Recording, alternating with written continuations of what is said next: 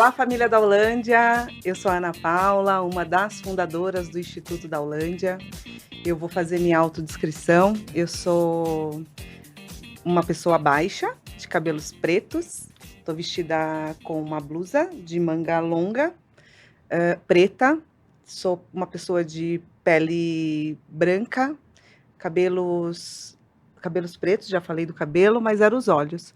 E olhos castanhos. Eu estou do meu lado esquerdo, eu estou com a Pamela. Olá, família da Holândia. Eu sou a Pamela Galvão, uma das fundadoras do Instituto da Holândia. Eu sou uma mulher com uma altura mediana, tenho os cabelos castanhos claros, tenho os olhos pretos, uma sobrancelha um pouquinho mais grossa.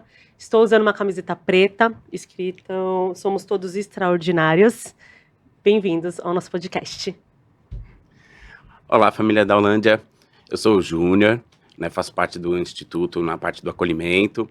Eu tenho uma pele morena clara, cabelos e olhos pretos, nariz e boca tamanhos médios e o rosto afinado na parte do queixo. Estou com uma camiseta preta, escrito para lá de atípico.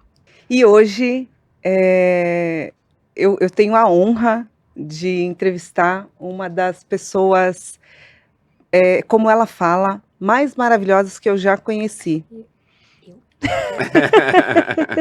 Eu me intitulo como a mais Não. Eu chamo todo mundo De maravilhosa.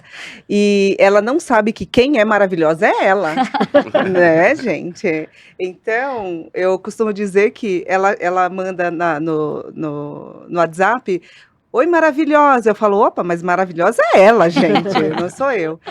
E hoje a gente vai entrevistar a Ana Carolina Oliveira. Ai, Carol, muito obrigada. Obrigada pelo seu sim, por estar aqui com a gente. Obrigada por você apoiar essa nossa causa. E eu acho que vai ser um dos papos mais surpreendentes que a gente vai ter aqui no Poddown, porque falar de missão e falar de propósito é com a gente mesmo. É isso. Eu é quem agradeço Seja a oportunidade. Obrigada por me convidarem, por estar aqui nesse momento tão incrível. A gente desenhou isso há um tempo e, graças a Deus, isso aconteceu ainda esse ano.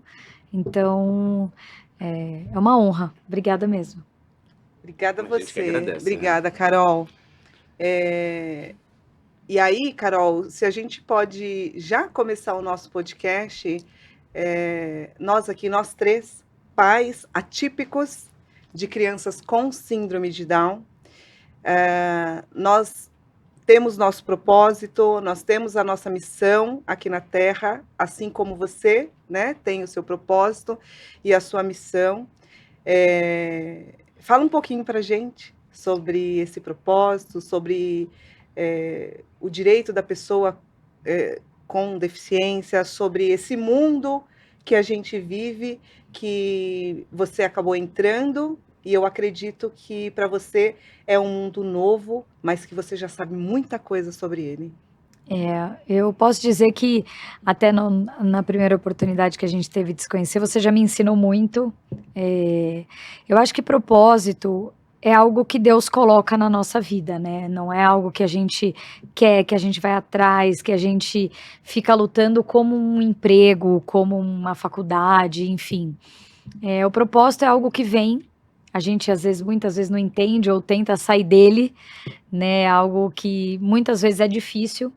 Eu, infelizmente, tive que passar por essa situação na minha vida para poder entender muito do que me aconteceu, do que estaria por vir, e hoje entender que essa missão e tudo que está acontecendo na minha vida e tudo que eu ainda tenho pela frente, realmente é um propósito de poder dar voz a muitas pessoas, de ajudar outras pessoas. Eu não sou uma mãe atípica, então este aprendizado que eu venho tendo, porque eu falo muito que, por exemplo, eu passei por uma tragédia. Vocês não sabem o que é uma tragédia na vida de vocês. Então, eu falo muito que a gente acaba aprendendo somente na dor ou passando por algum tipo de situação.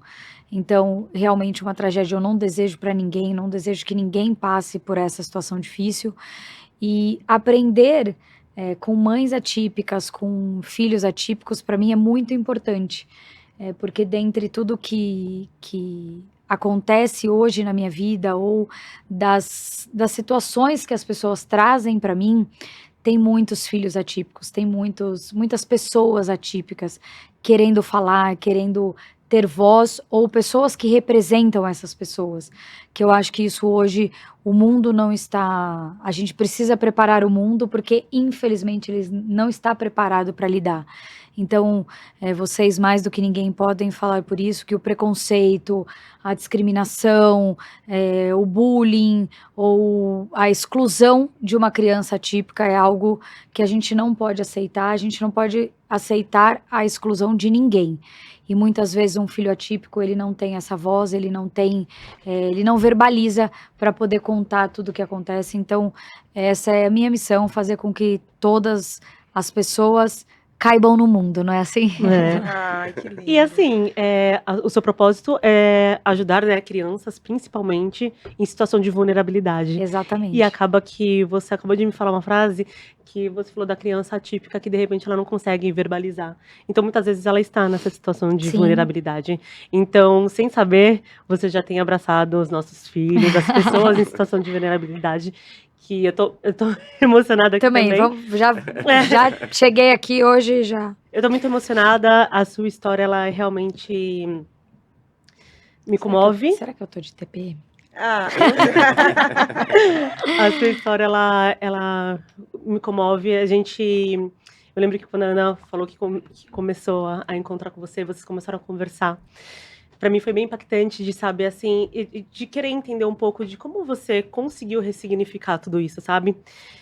Porque não tem como imaginar, né, o que você realmente passou, né? E então, assim, da onde veio essa força? A Ana ainda contou um pouco, que a sua mãe, né, ela foi a sua força. Eu queria que você contasse pra gente como que é o apoio familiar com tudo que você passou. Para mim, a base familiar é o fundamental. Eu acho que é o mais importante de tudo isso que eu passei, porque foi eles que me seguraram, que me deram suporte, que muitas vezes querendo cair, mas ali me segurando. Então, eu acho que a base familiar é o princípio de tudo. Eu acho que o cuidado com a saúde mental, eu falo muito sobre isso também, é fundamental. Porque muitas vezes a gente acha que a gente consegue sozinho, consegue chegar em algum lugar sozinho e a gente não consegue. Então, poder ter essa ajuda, ter esse suporte também fez a diferença. E encontrar pessoas nesse caminho, amigos e profissionais capacitados que se dedicaram, que deram, sei lá, a vida por um caso, de solucionar um absurdo tão grande. Enfim, a gente vê tragédias todos os dias. Então, eu acho que foi um conjunto de coisas, mas eu diria que a minha base familiar foi o princípio de tudo, de todo o valor que eu tive naquela época. Carol, Tá tudo bem. A gente se encontrou uma vez, você não vai lembrar desse caso, mas a gente se encontrou uma vez num aniversário. E eu sempre falo que nós temos um projeto chamado Me Dá um Abraço, que são para famílias que recebem o diagnóstico, seja ele de uma criança com síndrome de Down, uma síndrome rara, até mesmo um autismo. E a vontade que eu acho que todas as pessoas têm quando está perto de você é te dar um abraço. Sim. É te dar esse abraço. E essa foi a minha vontade, porque a gente tinha... E a gente não deu? A gente deu, não lá. Lá a gente não deu, porque não era o momento, né? Eu acho que tudo tem um momento e a hora certa. E uma vez comentando com uma amiga, aí minha amiga falou, Paula, mas ela é amiga do meu marido? Eu falei, oi? Oi, gente, tudo bem? Ela é amiga do seu marido? Vamos falar mais sobre ela. A gente estava mais próximo do que você imaginava. Do que eu imaginava. E aí foi esse abraço que eu te dei acho que 1 mês atrás. Aquele abraço que eu pedi para o universo, porque não sei a sua dor, não consigo mensurar realmente a sua dor. Mas eu sei a dor que eu senti quando eu recebi um diagnóstico do meu filho. Eu sei a dor que eu senti quando meu filho... Eu já chorei mais também. Eu sei a dor que eu senti quando meu filho, no dia 26 de junho, ele sofreu um AVC. E a perda, o medo. O medo, você é mãe de 2, né? Na Sim. verdade, de 3. De 3. Mas você é mãe de 2, que você pode abraçá-lo todos os dias. E hoje, a hora que eu saí, que eu falei pro meu marido, a Carol vai fazer hoje o podcast com a gente. A primeira coisa que eu fiz foi ter abraçado meu filho, porque eu ainda tenho medo. Sim. E eu acho que todo mundo sente esse medo. É natural a gente sentir esse medo. Se eu estiver falando besteira, vocês me corrijam. E eu peço forças para Deus todos os dias. Porque ser mãe, ser pai, é isso. É esse amor incondicional. Gente, que amor é esse? Não é? Que dói. Que dói. Dói. Meu Deus, que amor é esse? Eu falei esses dias, meu filho falou pra mim assim, mãe, eu te amo. Aí eu falei pra ele, eu te amo mais. Aí ele falou, não, eu que te amo mais. Eu falei, filho, deixa eu te explicar. O amor de mãe e de pai, enfim, eu não tiro isso também dos pais, mas ele dói. Ele dói quando você olha um filho. Você chega assim no quarto, o filho dormindo, você fala, meu Deus. Dói. Ele dói na alma. É um negócio que não dá pra explicar. Não dá. Gente, Não estamos dá. todos chorando. Ai, meu Deus do céu. O intuito Não era essa a minha esse. intenção. Não era, gente, né? Mas eu acho que quando a gente lembra da Carol, a gente lembra de uma mulher forte, uma mulher incrível, maravilhosa, sim. É mentira o que eu tô falando? Não, não é. Carol, quem é Carol? Carol maravilhosa. Tem outra maravilhosa? Não, não tem. Maravilhosa é a Carol. Ela que chama a gente assim, e quem é ela? Então, Carol, que incrível poder te conhecer. Que O prazer é incrível meu. poder passar esses momentos juntos de emoção e dizer para você, e era isso que eu queria ter dito para você, obrigada. Obrigada por você existir. Obrigada por você ser essa pessoa que você é. Que pessoa de luz, é mentira, gente? É verdade. Não tem. E por não ter desistido, E não né? ter desistido. Não ter desistido e tirar de uma dor uma força assim tão grande para que você consegue hoje abraçar tantas outras famílias, tantas outras crianças, realmente mudar ali o destino dessas crianças. Todo mundo aqui sabe, eu não falo de política, não sei falar sobre política, e você foi meu único voto consciente. Ela fala. Você foi Vamos compartilhar. compartilhar os lencinhos. Porque, assim, pelo seu propósito mesmo. Pelo propósito. Quando eu entendi mais e conheci mais de perto ali o seu propósito, todo o seu projeto, tudo que você tem feito pelas pessoas, tudo que você traz nas redes sociais, de cada coisas assim absurdas que ainda acontece. Eu queria entender qual que é o seu papel quando você recebe um vídeo daquele, como que você consegue guardar a sua dor no bolso para abraçar tantas outras famílias? Eu falei muito, assim, sobre... Eu acho que a conexão que as pessoas tiveram no voto foi realmente ver uma verdade. E essa conexão com algo que elas não veem hoje. Essa conexão com algo diferente. Porque você, óbvio, enquanto cidadã também, eu falo como cidadã e não como uma vereadora eleita, mas a gente busca algo próximo, que a gente veja no outro, que seja parecido com a gente, que aquela pessoa vá nos representar, e é isso que a gente espera da política. Então, eu falei muito sobre isso, que a quantidade de votos foi enorme, mas também a responsabilidade também agora é enorme. E eu falei para todo mundo, enquanto campanha na rua, para quem me conhece, a minha mãe mesmo fala, você vai ver, eu sou a que mais vou te cobrar, então se a minha mãe é a que mais vai me cobrar, eu já tô ferrada por aí. Mas que as pessoas olhem o meu trabalho, que as pessoas me acompanhem, que as pessoas vejam o que a gente quer fazer pelo outro, e não por uma ideologia, e não por o que você pensa. Eu acho que a nossa causa é pessoas. A nossa causa é você olhar para o próximo, é você poder ajudar pessoas. Eu não me interesso quem é essa pessoa, de onde ela veio e o porquê que ela veio. A minha causa é ajudar pessoas. Então é isso que a gente tem que ter. Então essa responsabilidade hoje é muito maior, essa missão. Então eu realmente vou me dedicar a fazer o meu melhor, a poder entregar tudo que eu conversei com essas pessoas. Então, é óbvio que eu não vou chegar dia 1º de janeiro e mudar o mundo. Gostaria de virar uma chave e falar, nós conseguimos ter a conscientização, conseguimos mudar o mundo, salvar muitas crianças, mas infelizmente a gente não tem isso. Mas se a gente já começar a plantar essa semente, se a gente fizer um pouco da diferença, você já ajudando poucas pessoas, isso no futuro vira muito. Então, quando você começa com pouco, amanhã isso vira muito. Então, essa é a minha missão. É querer começar. Eu não quero dizer para. Eu também falei muito sobre isso. Eu não vou prometer algo que eu não vá cumprir, porque as pessoas também esperam isso de você. Eu quero ajudar a maior quantidade de pessoas que estiver ao meu alcance, que eu puder. Algumas coisas não vão estar ao meu alcance. Então, muitas vezes eu vejo na rede ou um pedido de coisas que não estão ali na minha alçada, que é de uma esfera muito maior, ou algo que eu não consigo alcançar. E isso me preocupa. Eu fico preocupada de não conseguir, talvez, chegar nessa pessoa. Mas eu tenho que ter um propósito e continuar nele, né? Eu não posso parar ali porque eu não vou conseguir chegar lá. Então, a gente vai enfrentar algumas barreiras, alguns caminhos mais difíceis, mas a gente vai chegar lá. E para mim hoje encarar todos esses vídeos e essas situações que eu vejo é muito difícil.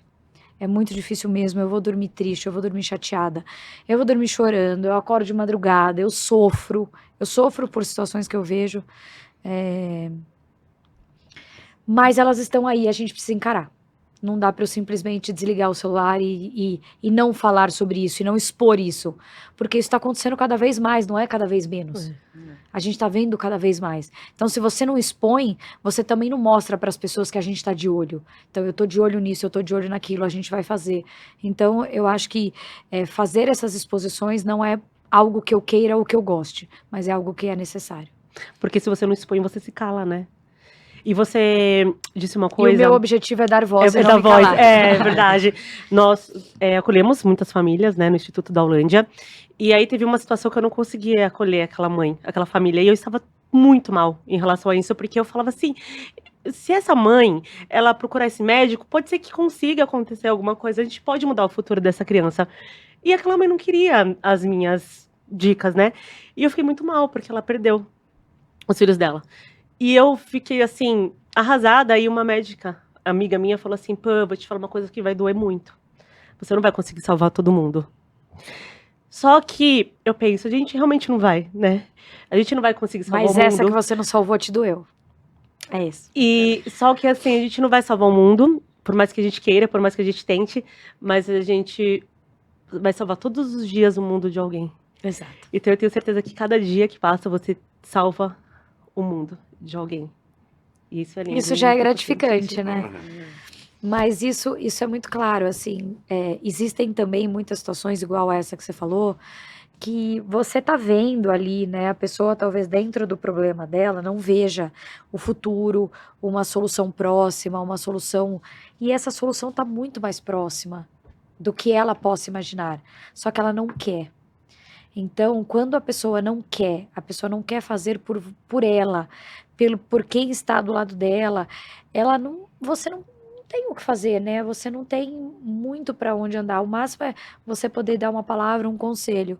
E eu escuto muito sobre isso, porque assim, na época em que tudo me aconteceu, eu não tinha outros filhos, né? Eu tinha, quando aconteceu, eu tinha 23 anos, uma semana depois eu fiz 24 anos, mas eu vejo hoje muitas famílias que se entregam e têm outros filhos.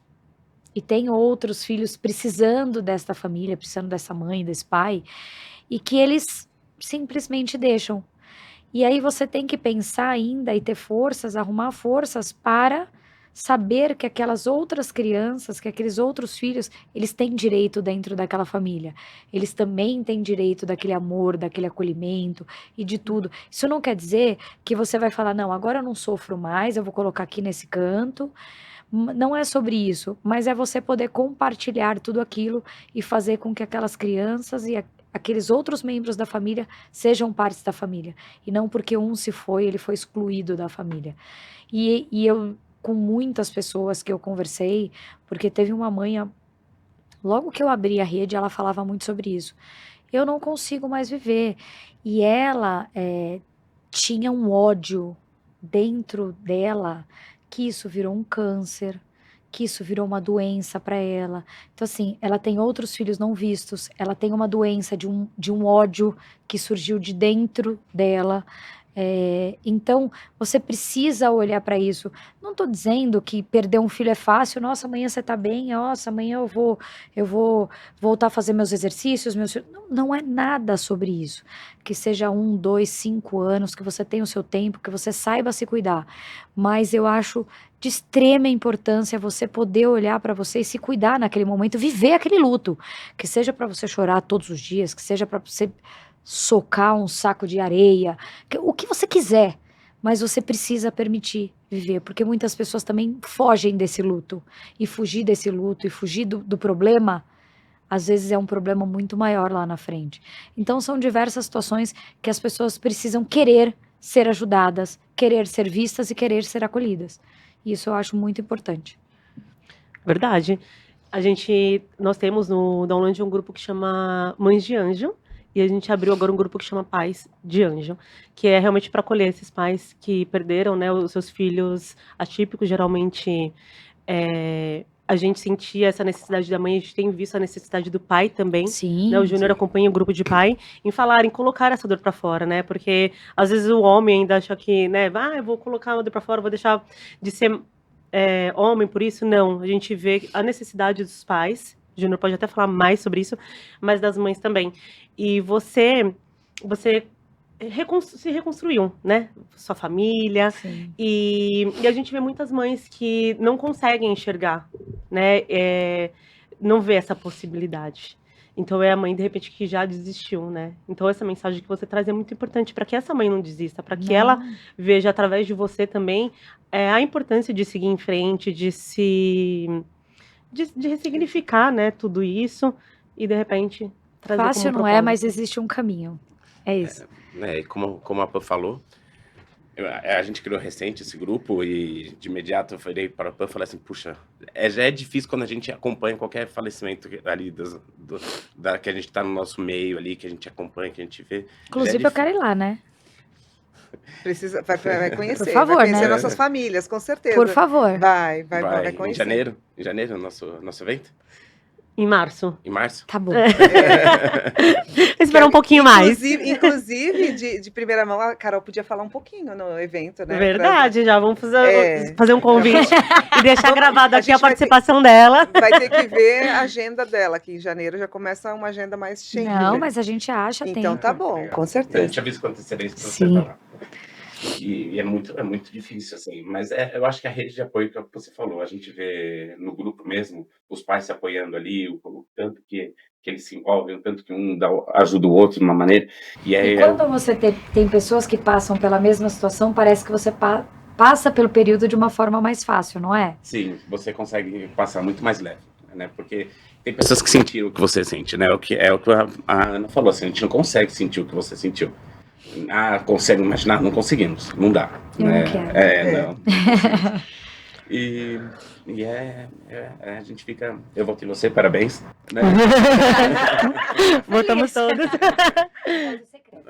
Mas depois... O nosso não foi secreto. É secreto, mas eu... Só que não. Só que não, né? Na verdade, eu falei assim, gente, no grupo, né? Eu falei, gente, isso aqui não é boca de urna, mas segue aí, ó. Mas segue aí, hein? Em que momento que você decidiu entrar, né, pra política e falar assim, poxa, eu acho que eu consigo fazer mais coisas na política? Como que foi pra vocês? O documentário da minha filha saiu em 17 de agosto do ano passado, né? E foi uma virada de chave na minha vida, até eu fazer o meu primeiro podcast, que foi no Ticaracatica. E eu lembro que o Carioca falou, então beleza, legal esse papo, deixa aqui sua rede social. Eu falei, que rede social? Aí ele falou assim, como assim você não tem rede social? Eu falei, tenho uma rede social com os meus amigos, com a minha família, e que eu posto as minhas coisas. Não tenho. Aí, conversando com uma amiga que estava comigo na época, me ajudando e tal, aí eu falei assim, ô Ângela, você não acha que faz sentido a gente ter uma rede social agora, né? Porque eu acho que as pessoas, depois do documentário, vão querer saber mais, né? Porque hoje a curiosidade, fulano de tal, vamos stalkear ele lá. Aí eu falei, vamos. Aí abri a rede social. Aí a primeira coisa que as pessoas faziam, porque realmente aquele podcast teve uma repercussão grande, era assim, este Instagram não é dela. Ela disse no programa que não tinha. Aí tive que fazer um vídeo falando, olha, sou eu mesma. Eu acho que diante da procura, dos comentários que eu vi no próprio podcast, as pessoas queriam saber, e isso agora pra mim fez sentido. Mas é algo que eu postava sobre mim, sobre o que eu tava fazendo, minha rotina, enfim. E aquilo foi crescendo. Aí eu lembro que eu trabalhava no banco e o pessoal falava assim, não, hoje você bate 10 mil. Não, porque foi assim, abria a rede social, 1.000, 2.000, 3.000, 5.000, 6.000, 7.000, acordava com 15, acordava com 30, eu falava, meu Deus, o que tá acontecendo? E isso foi acontecendo e eu continuei no meu trabalho, aí os podcasts, as entrevistas foram aumentando assim, muito. E em março eu não estava preparada para sair do banco. Você quer fazer isso? Você quer seguir sobre isso e tal? Não, nem pensava, nem sonhava em sair do meu CLT, do meu conforto ali, de trabalhar na empresa. E fui seguindo. Então, por exemplo, essa entrevista, esse horário aqui, eu jamais daria. Era tudo depois do meu horário de trabalho. Eu não marcava nada que influenciasse ou que pudesse atrapalhar o meu horário de trabalho. Isso foi acontecendo, crescendo. E aí, em março do outro ano, depois, acho que bati mais de 1 milhão de seguidores, a rede foi se consolidando, alguns projetos, algumas ideias, elas foram se transformando, e eu pensei, eu acho que hoje eu tô preparada para sair do banco. E a demanda na rede, né? As pessoas pedindo ajuda, e eu falava, nossa, eu não consigo ajudar essas pessoas, como é que eu vou fazer? Porque até a voz, você vai até um certo ponto, né? Você consegue ajudar, mas até um certo ponto. Aí eu saí do banco para tocar os meus projetos pessoais. Eu falei, hoje eu acho que faz sentido, hoje eu acho que eu consigo me manter, me consolidei, né? Eu conversei muito com meu marido sobre isso. Saí do banco. Falei, agora eu vou tocar meus projetos pessoais e seguir minha vida. E a rede bombando. Ai, como me ajuda. Eu falava, gente, como é que eu vou ajudar essas pessoas? E isso me consumia, porque eu tinha essa necessidade, eu tinha essa vontade. Aí, muito depois disso, veio uma proposta para eu fazer parte de um partido. Me convidaram, vários partidos me convidaram, tal. E aí eu falei, pô, agora talvez seja o momento onde eu acho que eu me sinto mais segura, mais preparada, mais madura. E talvez aqui eu possa ter mais ferramentas para ajudar essas pessoas. Por que não agora? Então eu recebi uma proposta que para mim fazia sentido, que eu pudesse tocar os meus trabalhos, fazer isso. E aí fui e deu no que deu. Nossa. Melhor do que a gente poderia imaginar. Nossa, você falando sobre ajuda, a gente tem isso todo dia, né? A gente queria ajudar tanta gente também. E aí, se falando de ajuda, Carol, eu vejo que você fala bastante sobre a educação. Sim. Nós temos uma questão enorme, assim, para se falar de educação, principalmente a educação inclusiva dentro das escolas. O que você pensa sobre isso? Ó? Você falando de ajuda, eu já tô te pedindo ajuda sem você saber, hein?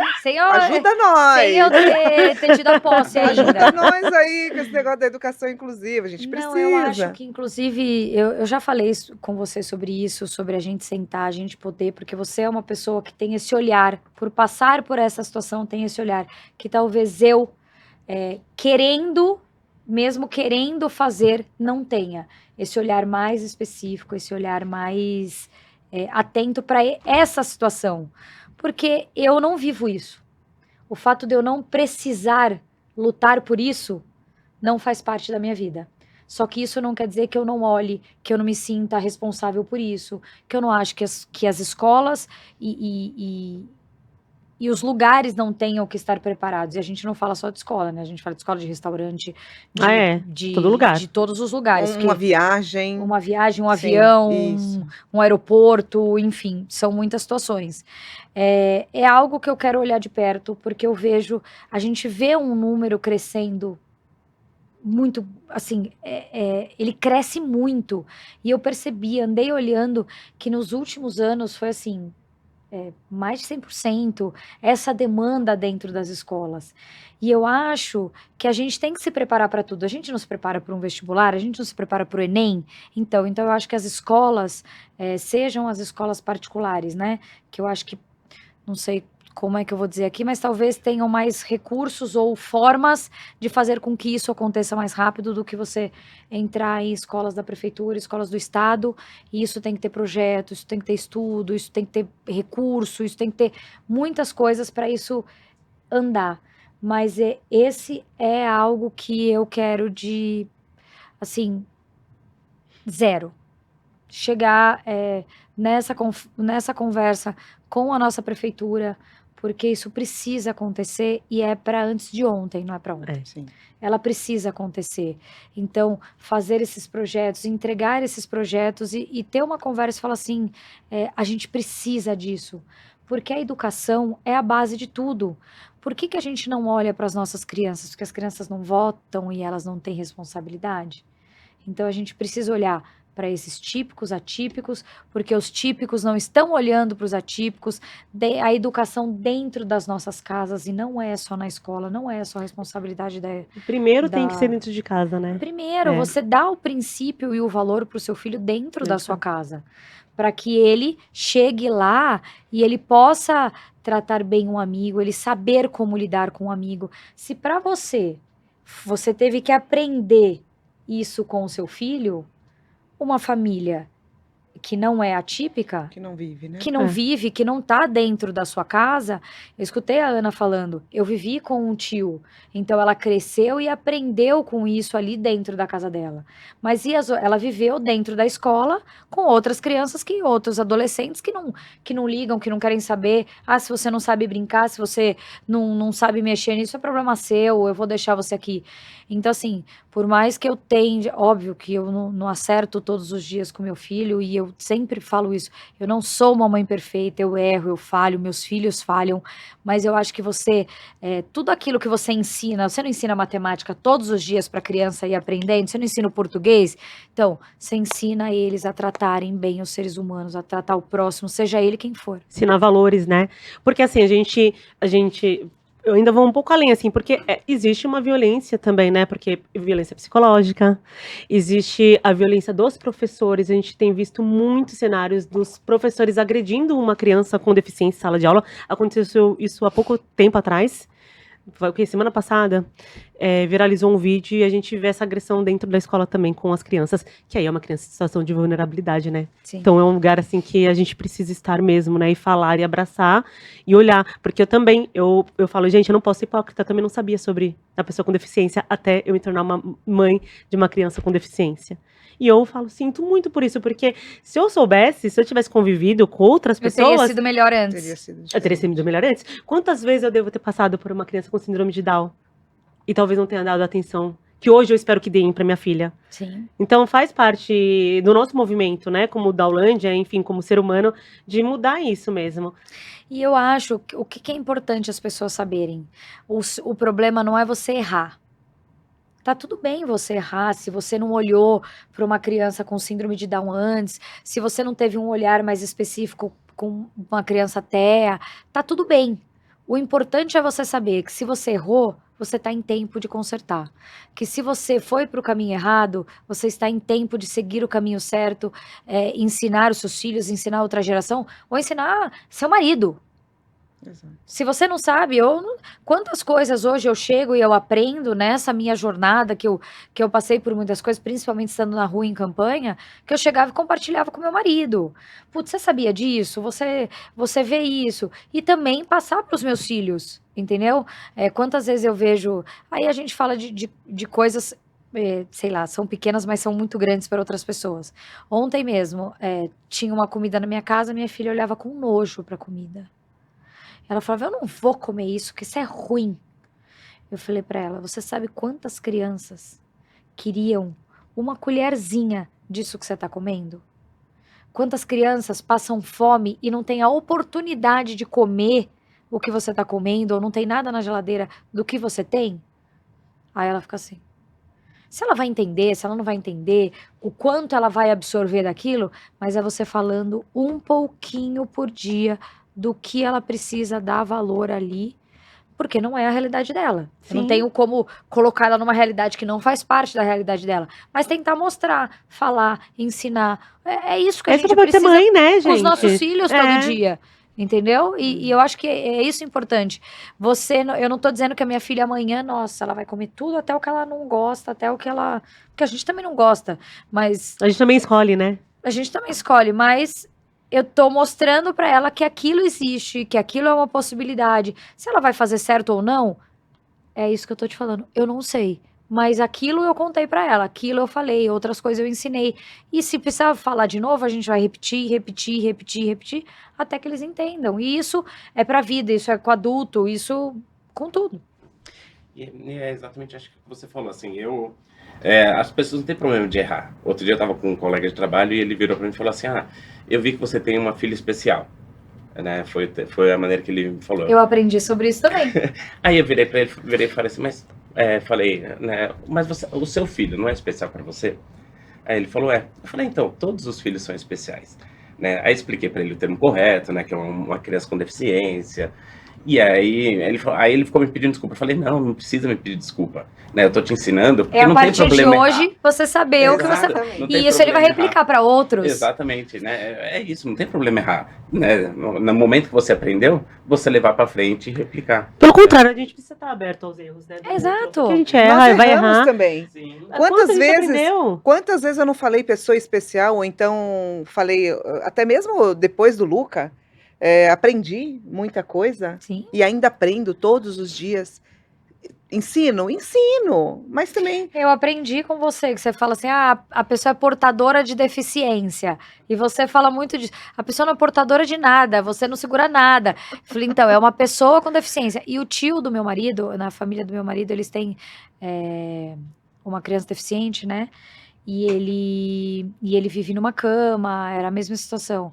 Deram 6 meses de vida, 2 anos de vida, ele fez 22 anos, ele vive numa cama até hoje, ele tem cuidados especiais, ele tem pessoas, enfermeiro o dia todo, e ele mesmo me mandou, eu tava em campanha, e ele falou, Carol, tem um projeto, algo tipo assim, aí ele falou sobre isso, ele falou assim, não existe crianças especiais, todas as crianças, eu falei, tio, me perdoa, eu falei isso em algum lugar, eu errei, eu falei isso em algum lugar, me desculpa, ele, não, você não falou nada, eu tô te explicando como é que funciona, as pessoas são deficientes, eu tenho um filho deficiente.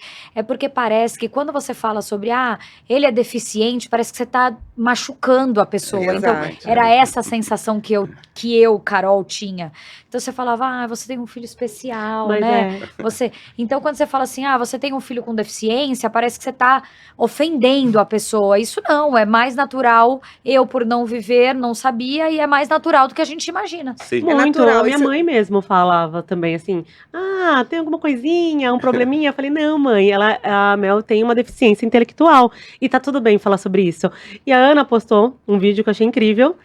De uma pessoa com deficiência visual. E ele fala assim: mas eu não gosto de falar pessoa com deficiência porque parece uma ofensa, né? As pessoas que não vivem acham. Sim. Ficam, acho que com receio de errar mesmo, assim, sabe? Porque nem sempre a outra pessoa ela vai receber de uma forma como o Júnior recebeu, de explicar, às vezes as pessoas são mais... Então, acho que a pessoa fica com medo de errar, aí tenta É sobre florear. isso. Eu falo não por é? mim, Tenta é isso. florear. Você Então. tenta criar ali situações pra você não errar, porque você não quer ofender a pessoa, porque você não quer deixar o outro triste. Isso. Sim. E muitas coisas que às vezes que você fala uma outra, você tá piorando aquilo, aí você fala... Aí você não sabe mais o que falar. Não Isso sabe a gente mais. acontece porque a gente vive esse mundo. Mas, por exemplo, o racismo, eu não sei falar sobre. Então, a gente fica com receio de falar com uma pessoa e usar a terminologia errada o tempo todo. E esse rapaz, ele falou assim: você tem receio de falar pessoa com deficiência? Então, fala mesmo assim. Vai com medo mesmo. Vai com medo mesmo, porque faz 2 anos que as pessoas com deficiência se encontraram em durante esses 2 anos para chegar nessa terminologia. Elas Sim. querem ser vistas assim, porque essas pessoas, elas não querem esconder a deficiência. Né? Até porque a gente não consegue esconder a deficiência dos nossos filhos, porque a síndrome de Down é uma deficiência que tem cara. E isso é bom, porque eu vejo que pra gente é muito mais fácil chegar em um lugar e ter o respeito do outro do que uma família que tem uma criança TEA. Porque o autismo não tem cara. Sim. Então ele precisa usar o cordão para que o outro entenda ou não julgue, enfim, né? Sim. Então, acho que quanto mais a gente conseguir mostrar que sim, que ela tem a síndrome de Down e ela tem as particularidades dela, vai ser muito mais fácil a gente conseguir mudar o outro e o outro realmente entender. E tá tudo bem errar e tá tudo bem a gente explicar. E eu sou super aberta. Eu falo, gente, eu sou super aberta, nunca vai ter certo ou errado. Vai ser. Porque antes era uma terminologia errada, era uma terminologia, aliás, diferente. E hoje é uma outra terminologia. Então, nem sempre é errada aquela palavra, eu usava especial. Então, não quer dizer que quando a pessoa usa, né, ela Ele tá não errando. deixa de ser Porque eu usava. especial, ele é especial. ele é. Especial Usava. pra você, os meus É. são pra mim, e assim. Que nem antigamente, né, falavam as necessidades especiais, essa criança tem necessidades especiais. Hoje já se usa necessidades específicas, porque as necessidades de cada filho é diferente uma da outra. Então, A necessidade especial é errado também? já não fala mais. Como- Mas é que não é errado, é que não se usa mais, é que não na se usa verdade. mais. O especial também era usado. Então não quer dizer que está errado, quer dizer que não se Tá. usa mais. Então a gente vai mudando É as igual a terminologias moda da porque- roupa, não se usa mais. É. Essa aqui não se usa É mais. isso. Os anos mas- 80 não se usa mais. Exato. Carol, e você quer fazer alguma pergunta? Não, eu ia falar Sim. sobre o não saber, né? Você falou que não sabia. A gente fala isso bastante nas empresas. E muitas pessoas não sabem mesmo. Não sabe. E dentro das empresas também. Como existe a tal da lei de cota, que é uma lei que a gente fala muito da pessoa com deficiência, é uma lei na qual as empresas são obrigadas a cumprir. E aí o que acontece? Às vezes eles contratam a gente para ir lá dar a palestra, para estar falando sobre uma pessoa com deficiência, e a gente ensina isso. E quando a gente sai da sala, quando a gente encerra o treinamento, é uma coisa tão mágico, porque as pessoas falam, nossa, eu nunca mais vou falar dessa forma. Ai, por quê? Porque eles estão aprendendo. E em uma das nossas mensagens eu falava para você, o que não é falado não é importante. Então a gente precisa continuar falando, Falando, é isso. porque tudo bem não saber. Tudo bem a gente aprender a cada dia que não se usa essa terminologia, mas mas usou. Um dia usou. Sim. E tudo bem, né? Enfim, era só um pensamento que veio aqui. Até a palavra capacitismo. Desculpa. Eu aprendi, acho que desde que a Laura nasceu. Eu nunca Eu não tinha ouvido sabia a que palavra era. capacitismo Eu também antes não. da Laura nascer, né, minha filha. E você pergunta para as pessoas, tem muitos que nem sabem hoje ainda, nunca ouviram. E assim, nós O famoso somos... nunca vi nem ouvi, eu só ouço falar. É assim. E nós, quantas vezes nós fomos capacitistas? Sim. Muitas, muitas. Quantas vezes? E hoje eu sei que uma pessoa com síndrome de Down, ela pode o que ela quiser. Porque eu tenho a Mel, eu não sabia. Eu tenho um primo na família também, mais velho, e eu não convivi com ele. Porque na época que minha tia teve ele, era uma época muito difícil, que vivia exclusão, eles escondiam as pessoas com síndrome de Down, com medo da sociedade mesmo, né? Então eu não julgo. Então eu não convivi. Não, hoje a gente vê quantas pessoas com síndrome de Down trabalhando nas empresas e executando funções inteligentíssimos. Ai, gente, é maravilhoso. E não estão mais assim na recepção, estão em cargos importantíssimos, Isso. estão no marketing, estão no Sim. comercial, então a gente consegue enxergar isso. E ainda bem que aos pouquinhos, né, a E gente é tem a visto. família plantando. também, essas famílias que têm esses filhos atípicos também não desistirem dele, né? É saber tirar o melhor potencial, o melhor de tudo, porque um pode ser arquiteto, um pode ser recepcionista, mas e tá tudo bem ele ser recepcionista se ali ele for Desde o que a melhor, escolha dele, né? que seja a escolha dele. Então, ele pode ter profissões, ele pode estar num cargo de extrema importância e ele pode estar ali na frente. Enfim, cabe todo mundo no mundo, tem espaço para todo mundo, e a gente não precisa ser preconceituoso em relação a isso. A Raquel e te ama. Cabe todo mundo no mundo. A Raquel te ama. Não, e eu sigo a Raquel.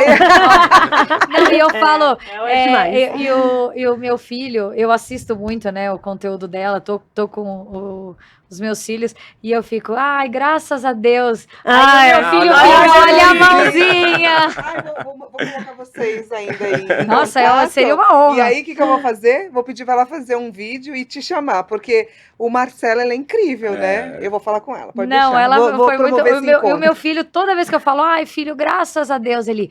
Olha a mãozinha. Ai, é muito incrível, né? A gente já chorou, já sorriu, já pensando aqui. Exatamente, Carol, ó, a gente costuma sempre dizer, né? A gente ficaria aqui conversando a tarde inteira, porque é muito gostoso. É um assunto que antigamente era muito restrito, era complicado de se falar, né? Eu não gosto de usar a palavra complicada, mas era.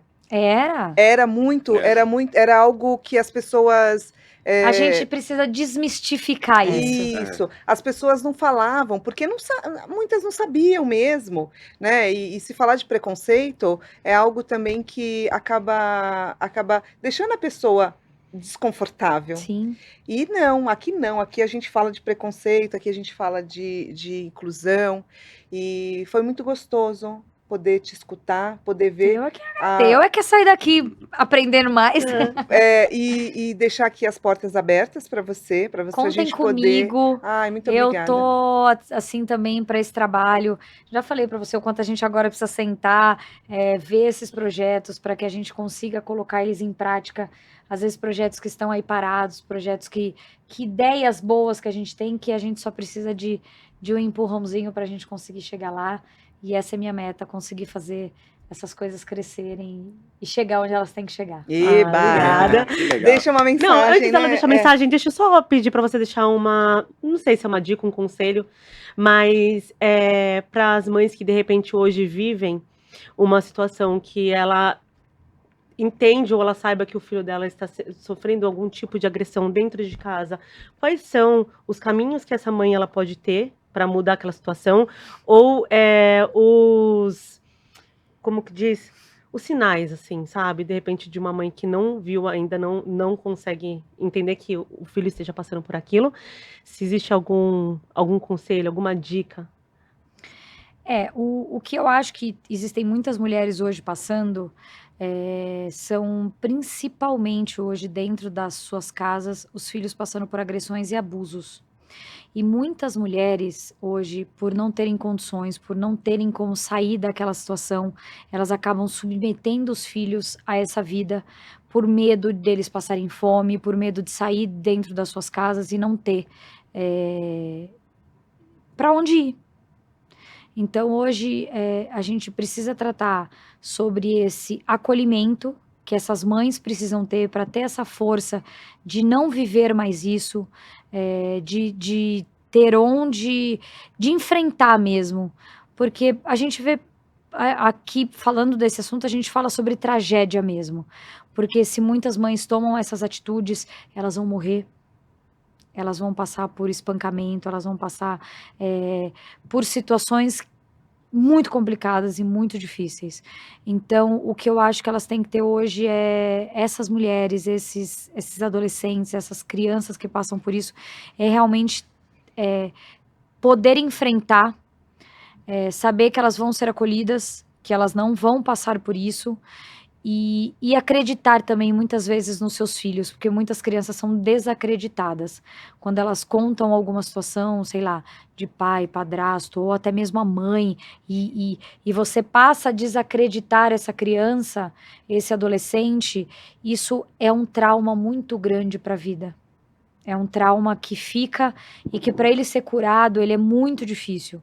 Então, é realmente poder acreditar nos seus filhos, poder enfrentar essa situação e ela vai ter esse acolhimento, que eu acho que é o fundamental, e vai com tudo para que você não precise viver essa vida difícil e ruim que você está passando naquele momento.